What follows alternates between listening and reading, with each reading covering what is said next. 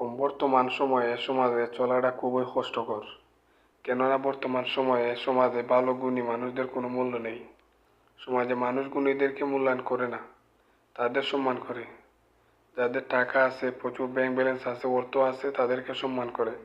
সমাজে ভালোভাবে চলতে হলে দরকার হয় টাকা, আর যাদের টাকা নাই সমাজে তার কোনো মূল্য নাই।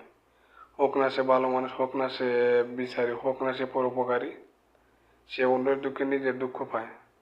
বাস্তবতা, আপনি যার জন্য খাটবেন সে আপনাকে নিয়ে অন্যের কাছে হাসাহাসি করবে।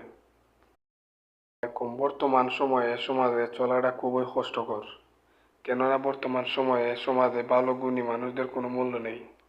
সমাজে মানুষ গুণীদেরকে মূল্যায়ন করে না, তাদের সম্মান করে।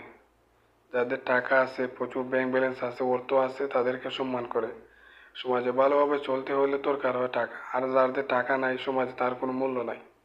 হোক না সে